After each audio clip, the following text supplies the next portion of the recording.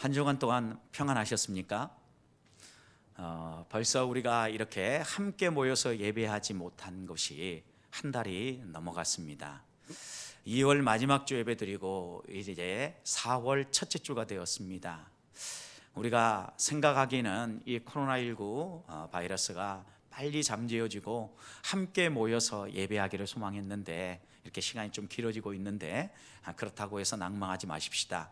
우리의 모든 삶을 주관하시는 분 하나님이시고 또 우리의 생사화복을 주관하시는 분 하나님이시기 때문에 하나님께서 이 모든 코로나19 바이러스도 하나님의 뜻대로 잘 잠재워 주시고 또 우리의 열심과 또 우리의 지혜가 모아져서 그 하나님의 섭리가 선명하게 드러날 수 있도록 일하실 줄로 믿습니다. 특별히 오늘은 종료주일입니다. 예수님께서 십자가를 지시기 위하여서 예루살렘에 입성하신 날입니다. 예수님이 예루살렘에 입성할 때 예수님을 따랐던 사람들의 마음은 들떠 있었습니다. 왜냐하면 이제까지 그들의 척박하고 힘들었던 삶을 이 예수님이 예루살렘에 입성해서 변화시켜 주실 것이라는 기대가 있었기 때문입니다. 이들은 예수님이 예루살렘에 입성할 때 왕으로 등극하기 위해서 입성하신다고 생각했습니다. 그래서 그들은 종려나무 가지를 꺾고 자신들의 겉옷을 벗어서 예수님이 오시는 길 위에 펼치면서 호산나 다윗의 자손으로 오시는 왕을 맞이하고 찬양했던 것입니다. 적어도 그들의 답답한 현실이 이 예수님으로 말미암아 또 로마의 압제로부터 이 모든 속박이 예수님으로 말미암아 끊어질 수 있다라고 그들은 기대하고 환호했던 것입니다. 그런데 예수님은 유대인의 왕으로 등극하기 위해서 오신 게 아닙니다. 온 인류의 죄를 대속하고 십자가의 죽으심으로 우리를 구원하기 위해서 오시지 않았습니까? 그러니 종료주일은 축제의 날처럼 보이지만 엄격하게 생각해 보면 정말 죽기 위해서 한 발 더 다가서는 주님의 모습을 우리가 보는 거기 때문에 고통스럽기도 하고 또 가슴 아픈 날이기도 합니다. 생각해 보십시오. 정말 우리가 더 가슴 아픈 것은 주님이 왕으로 등극해서 자신들의 삶을 변화시켜 줄 거라고 생각하며 환호했던 그들이 갑자기 돌변합니다. 한 주일도 지나지 않았습니다.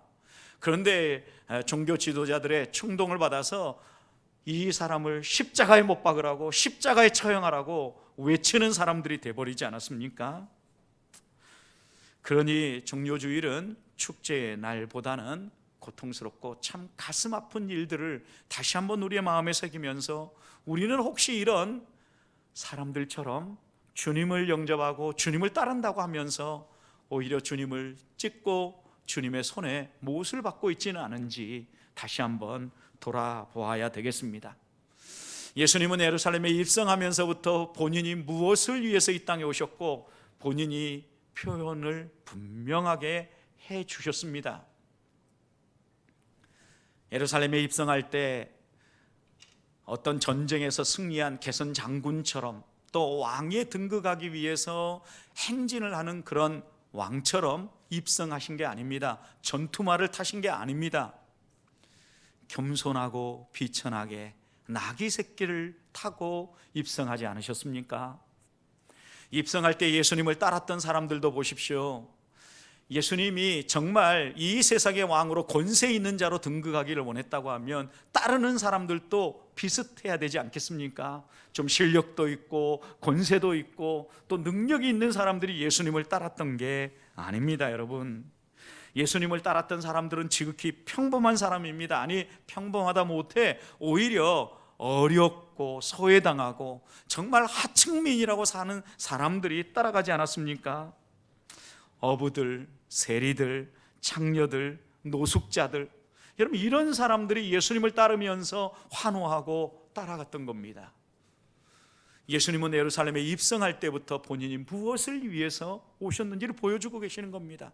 누구나 특별한 자리에 있는 사람만이 아니라 누구나 예수님을 믿고 따를 수 있도록 정말 낮은 모습으로 이렇게 예루살렘에 입성하셨던 겁니다.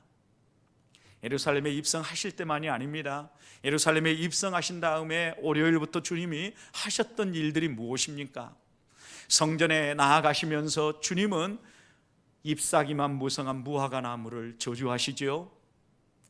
형식주의에 사로잡혀 있고 신앙이 무엇인지 믿음이 무엇인지 바른 길을 걷지 못하는 이 종교 지도자들과 형식에 빠져 있는 종교인들을 주님은 다시 한번 책망하시면서 정말 주님이 원하시는 것은 말씀을 따라 살아감으로 우리의 삶에 풍성한 믿음의 열매를 맺히는 거라는 걸 분명하게 말씀하시죠.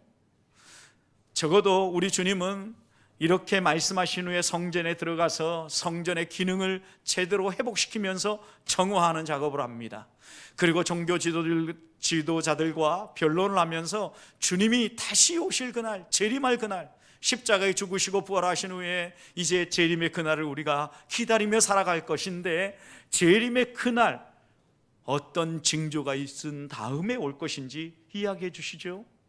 그러면서 적어도 주님의 재림을 준비하고 맞이할 수 있도록 쭉 말씀을 가르쳐 주십니다. 이런 말씀 하나하나가 이 땅에서 예수님께서 체제를 전복하고 사회개혁운동을 해서 새로운 시대를 만들어내는 게 아니라 주님이 가져오는 새 시대, 하나님 나라가 어떤 것인가를 분명하게 보여주신 거죠. 사랑하는 성도 여러분, 오늘 함께 읽은 본문도 바로 주님께서 이렇게 예루살렘에 입성하셔서 이제 십자가 처형을 위해서 잡히시기 전에 제자들과 함께 유월절 만찬을 먹는 장면이지 않습니까? 22절 말씀을 보십시오. 예수님께서는 이 유월절 만찬을 드시면서 이렇게 말씀하셨죠. 떡을 떼어주시면서 받으라, 받으라, 이것은 내 몸이니라. 주님께서 이렇게 받으라 말씀하면서 내 몸이라 말씀하셨는데, 여기에 받으라는 것은 받아 먹으라라는 초청입니다. 여러분, 받아 먹으라는 것은 실제로 주님이 떡을 주시고 잔을 주시면서 받아 먹으라는 거죠. 포도주와 양식을 먹으면서 우리가 힘을 얻는 거죠. 모든 이 땅을 살아가는 사람들 보십시오. 양식을 먹고 힘을 얻어서 살아가죠. 먹지 않고 에너지를 얻을 수 있는 사람 없지 않습니까? 그런데 우리 주님께서는 이렇게 포도주와 잔을 통하여서 양식을 먹여주실 뿐만 아니라 이 양식을 통하여서 우리들이 무엇을 힘입어서 어떻게 살아야 될 것인가를 보여주신 거죠. 특별히 우리들이 이 땅에 살아가는 동안 육신의 양식만이 아니라 영의 양식도 있다는 걸 알고 있지 않습니까? 왜 하나님께서 우리에게 주신 생명은 육신의 생명, 자연적 생명만이 아니라 영적인 생명도 있기 때문이죠. 육신의 생명을 위하여서 떡과 또 양식을 먹어야 되는 것처럼 우리의 영을 위하여서는 영의 양식을 먹어야 되는 거죠. 주님께서 오늘 우리들에게 이 종료주일에 이 영의 양식을 받아 먹고 풍성한 삶을 살라고 초청하고 계시는 겁니다. 자, 그렇다고 하면 주님의 떡과 잔을 받아 먹는다는 의미가 무엇일까요? 양식을 받아 먹는다는 것은 먼저 주님께서 우리를 부르셔서 내가 너와 개인적인 관계를 맺기 원한다라는 초청입니다. 22절 다시 보시기 바랍니다. 그들이 먹을 때 예수님께서 떡을 가지사 축복하시고 떼어 제자들에게 주시며 이르되 받으라, 이것은 내 몸이니라, 이렇게 말씀하시죠. 주님이 떼어주신 떡은 주님의 몸을 상징하는 것이었죠. 결국 이것은 주님께서 내가 너희에게 내 몸을 내어준다라는 거예요. 여러분, 주님이 몸을 내어주신다는 것은 무엇입니까? 우리의 구원을 위하여서 자신의 몸을 지키시고 또 이 몸을 직접 내어주심, 우리를 위하여서 죽으심을 의미하고 있는 거죠. 그리고 23절 24절도 보십시오. 잔을 가지시고 감사기도를 또 하시죠. 그리고 제자들에게 또 주셨어요. 그리고 이것을 받아 먹고 난 그 제자들을 향하여서 이 잔의 의미를 설명하는데 어떻게 설명합니까? 24절 보십시오. 이르시되 이것은 많은 사람을 위하여 흘리는 나의 피 곧 언약의 피니라. 나의 피 곧 언약의 피니라 라고 얘기했습니다. 성도 여러분, 주님께서 지금 이 피를 통하여서 언약을 맺는데 피로 맺은 언약이에요. 여러분, 이 피로 맺은 언약은 뭘 의미할까요? 새 언약인데 이 피로 맺은 언약은 이제까지 이스라엘 백성들이 구원받기 위하여서는 율법을 준수하고 그 말씀을 따라가야만 구원의 길이 열리지 않았습니까? 그런데요, 구약의 역사가 보여주는 것처럼 이렇게 율법을 준수해서 구원받는 것은요, 실패했어요. 불가능하다는 게 증명이 된 거죠. 그래서 주님께서 이런 실패한 인생들을 구원하기 위해서 이 땅에 오신 거죠. 그러면서 예수님이 십자가 위에서 피 흘려 죽으시고 그 피로 우리의 모든 죄값을 말끔히 해소하시고 말끔히 대속하시고 우리를 의롭다 하실 뿐만 아니라 주님의 그 십자가의 보혈로 영생의 복락을 누릴 수 있도록 구원의 길을 열어주시기 위해 오신 거죠. 새 언약입니다. 결국 그래서 우리 주님께서는 우리들에게 이 새 언약의 만찬으로 초청을 하고 계시는데, 여러분, 이런 개인적인 관계를 맺는다는 의미가 무엇입니까? 여러분, 어떤 사람과 개인적인 관계를 맺는다는 것은 그냥 스쳐 지나가는 사이가 아니라 친밀한 관계를 맺는다는 거예요. 우리가 주님과 개인적인 관계를 맺는다는 의미가 어떤 뜻이겠습니까? 예수님이 나의 주님이 되어주시고 나는 그 주님 때문에 이 세상을 힘입어 살아가는 사람이 됩니다 라는 이런 고백 아니겠어요? 우리는 이걸 거듭남이라고 표현합니다. 다시 태어나는 거죠. 여러분, 이렇게 거듭나지 아니하고 다시 태어나지 아니하고 예수 그리스도의 십자가의 구속과 예수 그리스도께서 이 땅에 오셔서 우리를 위해서 하신 일들에 대한 이해를 통하여서 다시 한 번 더 믿음이 생기고 이 믿음으로 고백을 할 때 우리에게 새 생명이 태어나는 것 아닙니까? 그러면서 개인적인 관계가 형성되는 거예요. 그러니까 주님께서 몸과 피를 내어주시면서 받아 먹으라 말씀하시는 것은요, 단순히 양식을 먹으라는 의미가 아니에요. 이 세상을 살아가는 필요들을 채워주기 위해서 주님이 이 땅에 오신 것, 그것이 아니란 말이에요. 주님이 이걸 통하여서 우리에게 더 분명히 보여주시고자 하는 것은요, 개인적인 관계를 맺으며 우리에게 영원한 생명을 주시기 원하는 겁니다. 사랑하는 성도 여러분, 예수님이 지금 먹고 계시는 이 만찬이 유월절 만찬이죠. 만찬이라고 하면 유대인들은요, 저녁에 먹는 정식 식사를 얘기했어요. 하루의 식사 가운데 제대로 갖춰 먹는 식사가 이 만찬인데 보통 일반적으로 저녁에 주로 먹었다 그래요. 그리고 이 유월절 만찬을 최후의 만찬이라 그러죠. 왜 최후의 만찬입니까? 예수님께서 십자가에서 처형당하기 전 마지막 식사이기 때문에. 주님은 아셨죠. 이것이 마지막 식사가 될 거라는 걸. 그래서 제자들과 함께 마지막 만찬을 하셨는데요, 이 마지막 만찬을 우리는 또한 성만찬이라고 얘기합니다. 왜냐하면 예수님께서 이렇게 잡히시는 밤에 십자가의 죽음과 대속의 의미를 이 성만찬 속에 담아서 우리에게 예수 그리스도의 십자가의 죽음을 기념하라고 성만찬을 제정해 주셨다라고 믿지 않습니까? 그런데 이 성만찬이라는 단어가요, 헬라어로 표현할 때는, 성경의 언어로 표현할 때는 코이노니아라는 단어예요. 식사를 하다, 교제를 하다, 이런 의미죠. 여러분, 결국 우리가 받아 먹는다라는 것은 개인적인 관계를 맺고 친밀한 교제를 한다는 거예요. 그래서 계시록 3장 20절 말씀을 보면, 볼지어다 내가 문 밖에 서서 두드러니 누구든지 마음의 문을 열고 나를 영접하면 내가 그에게로 들어가 그가 나로 더불어 먹고 나도 그와 더불어 먹고 그는 나와 더불어 먹으리라, 이렇게 말씀하시거든요. 함께 더불어 먹고 더불어 살아가게 될 걸 이야기하는 거죠. 여러분, 함께 더불어 살고 더불어 먹는다는 의미가 무엇입니까? 함께 살아간다는 거죠. 연합하여 살아간다는 의미예요. 이것은 또 요한복음 6장에 보면 예수님의 이 성만찬을 또 생각하게 하는 말씀이 나오는데, 요한복음 6장 56절 말씀을 보면 이렇게 주님은 우리에게 증언하십니다. 내 살을 먹고 내 피를 마시는 자는 내 안에 거하고 나도 그 안에 거한다. 여러분, 주님의 몸, 살을 먹고 주님의 피, 잔을 마시는 사람은 뭐 한다고 그랬어요?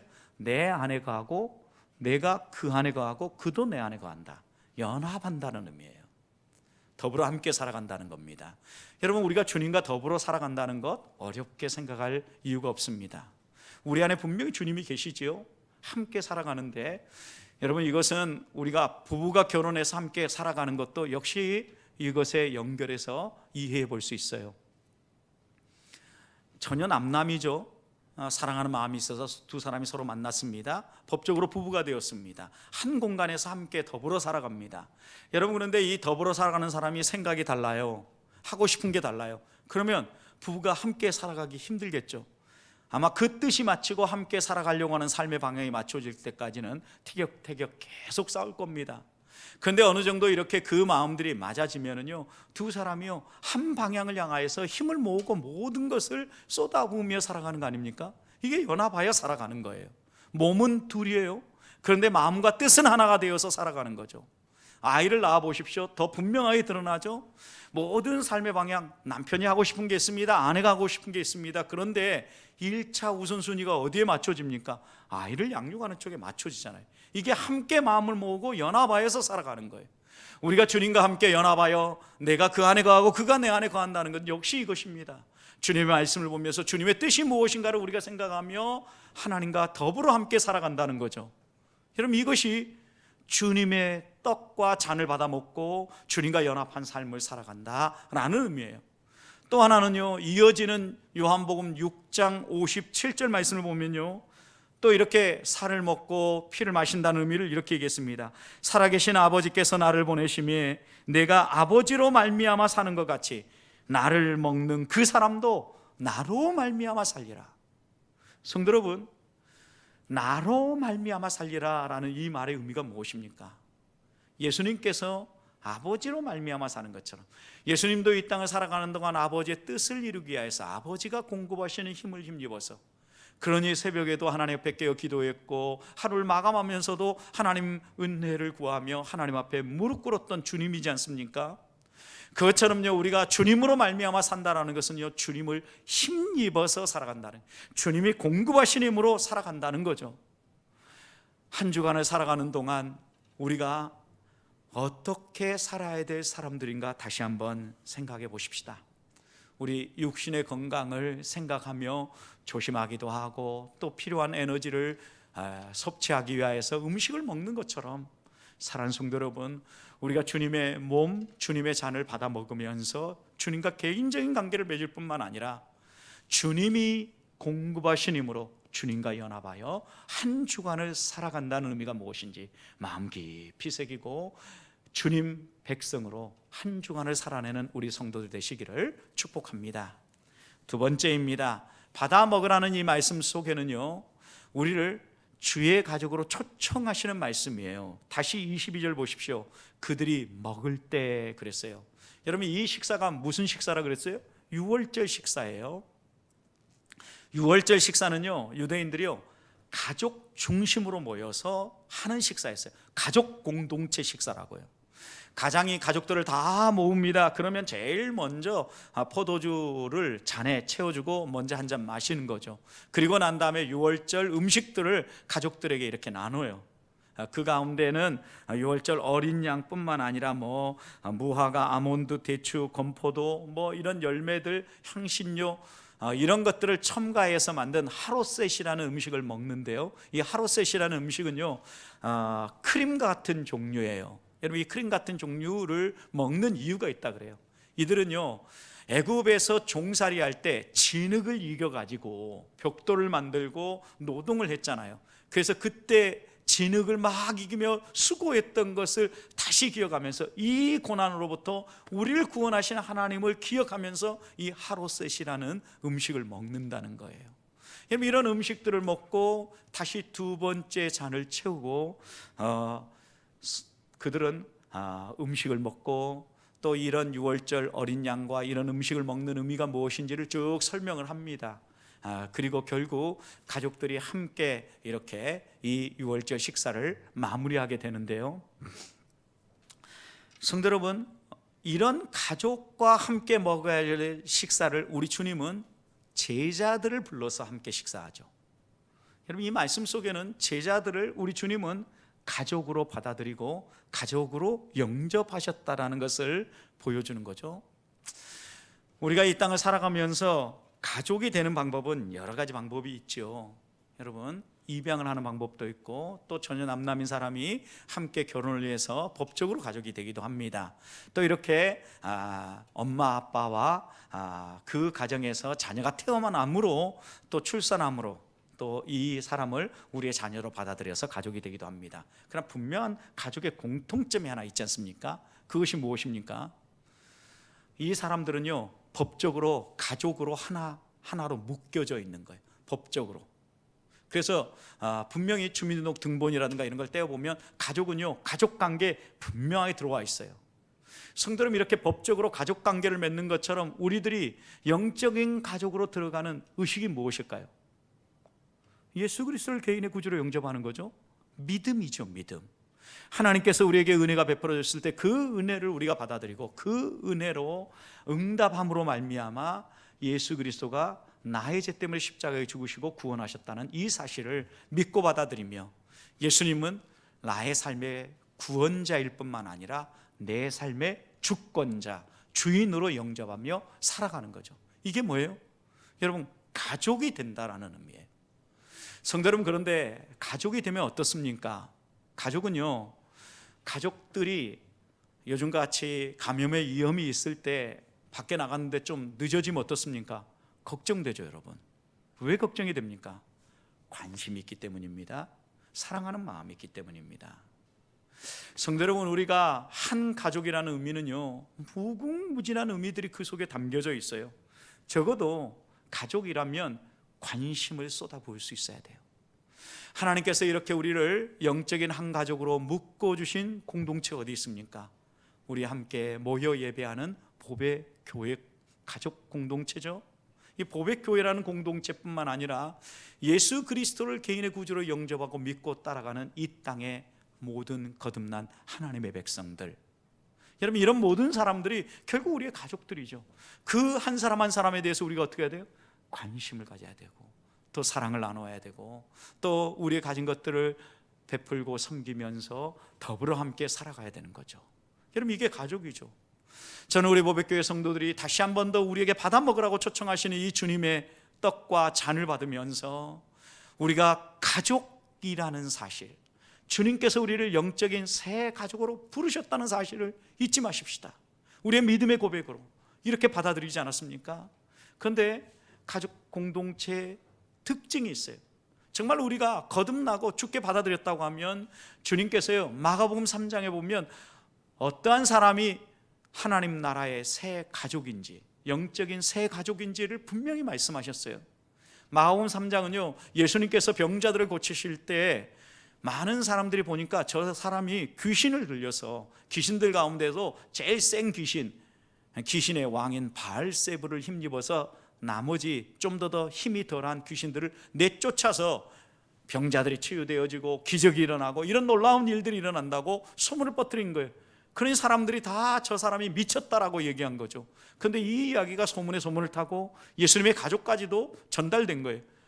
어머니와 형제 자매가 걱정이 되었습니다. 정말 미쳤는가? 그리고 미쳤다고 하면 그 예수님을 댁에 모셔야 되겠다라고 생각을 하고 예수님이 말씀을 가르치는 그곳에 찾아가죠. 그리고 제자들이 예수님의 가족이 찾아왔다고 이야기합니다. 그때 예수님께서 뭐라고 말씀합니까? 누가 나의 진정한 가족이라고 이야기합니까? 마가복음 3장 35절 말씀 보면 이렇게 얘기합니다. 누구든지 하나님의 뜻대로 행하는 자가, 누가요? 하나님의 뜻대로 행하는 자가 내 형제요 내 자매니라. 사랑하는 성도 여러분, 우리가 이렇게 사랑과 관심을 쏟아붓는 것과 함께 또 하나 우리가 하나님 나라의 영적 가족이 되었고 우리가 한 가족이라면 우리의 마음속에 꼭 살려내야 될 또 하나가 있어요. 그것은요, 주의 말씀을 기억하고 주신 말씀대로 순종하며 그대로 살아가는 거예요. 우리의 쓰기에도 부족하고 또 우리 쓰기에도 넉넉지 않습니다. 그런데 그것을 떼어서 기꺼이 나누는 거죠. 왜요? 주님께서 내 이웃도 내 몸처럼 사랑하라 하셨잖아요. 그리고 너희가 서로 사랑하면 비로소 너희가 내 제자인 것을 세상 사람들이 다 알아볼 거라 그랬어요. 그래서 우리가 다시 한 번 더 이 고난주간 종료주의를 보내면서 마음에 다시 한 번 새길 것은 우리가 어떻게 주의 말씀을 실천하고 한 가족인 이 가족 공동체 안에서 사랑을 보이고 또 더 나아가서 미래의 영적 가족 공동체에 나아가 이 사랑을 베풀 것인가 돌아보며 한 주간을 승리하는 성도들이 되시기를 축복합니다. 마지막 주님께서 또 이것을 받아 먹으라는 의미 속에는 한 가지가 더 있는데요, 25절 말씀을 보십시오. 진실로 너에게 이르노니 내가 포도나무에서 난 것을 하나님 나라에서 새 것으로 마시는 날까지 다시 마시지 아니하리라 하셨어요. 여기에 두 가지 의미가 들었죠. 새 것으로 마시는 날까지 다시 마시지 않겠다, 다시 마시지 않겠다 그랬는데, 그럼 이것은 마지막이라는 의미고, 또 새 것으로 마신다라는 것은 나중에 다시 마실 때가 있다라는 거죠. 그런데 그때가 언제입니까? 내가 포도나무에서 난 것을 하나님 나라에서 그랬어요. 성도님, 여기에서는요, 이 땅에서의 이 잔치상은 마무리하지만 하나님 나라에서 새로운 잔치상, 더 풍성하고 하나님 나라에서 영원한 생명의 복 너희가 누리며 살아가도록 그때 하나님 나라 오면 내가 너희와 함께 이렇게 먹게 될 것이다 내다보게 해주는 거죠. 여러분, 그래서 우리가 이 말씀을 통해서 다시 한 번 더 마음에 새겨야 될 것은요, 미래의 하나님 나라에서의 잔치상을 소망하면서 이 땅을 살아가는 거예요. 여러분, 그런데 보통 나중에 있을 것에 대한 소망을 심어주는 이유가 무엇입니까? 이제 이 땅에서 더 이상 주님이 떠나고 안 보입니다. 주님이 직접 먹여주지 않습니다. 주님이 직접 치료해 주지 않습니다. 여러분, 그럴 때 낙심할 수 있겠죠. 주님 떠나시고 나니까 끝이네. 그리고 주님이 떠난 지 벌써 2000년이 지나가고 있지 않습니까? 아직까지도 오지 않기 때문에 혹시 우리가 속은 거 아니야? 이런 의심도 생길 거 아니에요. 테살로니가 교회 성도들이 그런 고민을 했던 거예요. 여러분, 이런 우리들을 향해서 주님이요, 절대 이것이 가짜가 아니고 너희를 속이는 게 아니라는 것을 깨우쳐주기 위해서 이 마지막 만찬을 통하여서 미리 맛보여주는 거예요. 미리 맛보여주는 건 뭡니까? 앞으로 너희가 더 풍성하고 더 다양한 맛에 놀라운 것을 체험하며 살 것인데 내가 지금 오늘 여기에서 조금 맛보여준다 라고 우리에게 맛보여주는 거죠. 예수님의 삶에 보면은요, 하나님 나라가 어떤 것인가 느낄 수 있도록요, 예수님의 삶을 통하여서, 예수님의 공생의 사역을 통해서 여러 번 맛보여 주신 사건이 있어요. 그것들을 모아보면은요, 예수님이 잔치상을 즐겨 하신 거예요. 사람들과 먹기를 좋아하셨고요, 먹는 잔치를 함께 계속해서 가져갔어요. 여러분, 왜 우리 주님께서 먹기를 탐하는 자라는 이런 별명까지 들어가면서 이렇게 사람들하고 함께 먹었겠습니까? 여러분, 우리가 먹는다라는 의미 속에 많은 중의적인 의미들이 담겨져 있기 때문에요, 우리가 먹음을 통하여서 힘을 얻고 새로운 삶을 살아가는데, 우리가 육신의 양식도 이 땅을 살아가는 동안 하나님이 공급해 주시겠지만 또 우리의 영을 위한 영의 양식도 하나님이 공급해 주신다라는 거예요. 그리고 그것이 얼마나 풍성할 것인지 잔치라는 이미지를 통해서 보여주시는 거죠. 여러분, 잔치집에 가보십시오. 뭐가 떨어지지 않도록 풍성하게 준비해 놓죠. 잔치에 참여하는 모든 사람들이 넉넉히 맛볼 수 있도록 준비해 놓는다는 거죠. 그리고요, 만약에 도중에 잔치에 무엇이 떨어지면 야, 우리가 잔치 잘 준비하지 못했다 이렇게 얘기하지 않습니까? 그처럼 잔치에는요, 풍성함이 있는데 하나님 나라의 이 풍성함을 이 땅에서 조금이라도 설명해 주기 위해서 예수님이 자주 먹는 이 이미지를 통하여 설명을 해 주신 것이죠. 그리고 여러분, 예수님이 즐겨 먹었던 사람들이 주로 누구입니까? 이 사람들을 보면은요, 복음서를 보면 예수님이 먹었던 사람들은요, 권세 있는 사람들이 아니었어요. 힘 있는 사람들이 아니었다고요. 힘 없는 사람들, 그리고요, 사회적으로 소외당한 사람들, 세리들, 또 창기들, 또 죄인들, 이런 사람들과 함께 먹으면서요, 하나님 나라가 누구나 다, 특별히 병든 자, 죄 많은 자, 바로 이런 사람을 불러 구원하기 위해서 이 땅에 오셨다라는 것을 주님은 미리 맛보여 주시면서 우리를 교육해 주신 거죠. 이것만이 아닙니다. 주님이 또 미리 맛보여 주신 것은요, 수많은 병든 사람들을 치유해 주신 사건이죠. 여러분, 질병이 무엇입니까? 질병은요, 이 땅에 죄로 말미암아 들어온 거 아닙니까? 그러니까 모든 질병이 다 죄 때문에 왔다라고 이렇게 얘기하시면 안 됩니다. 여러분, 제가 말씀드리려고 하는 것은 이 땅에 처음 죽음이 들어온 사건이 어떤 사건입니까? 아담과 하와가 범죄함으로 말미암아 이 땅에 죽음이 들어왔죠.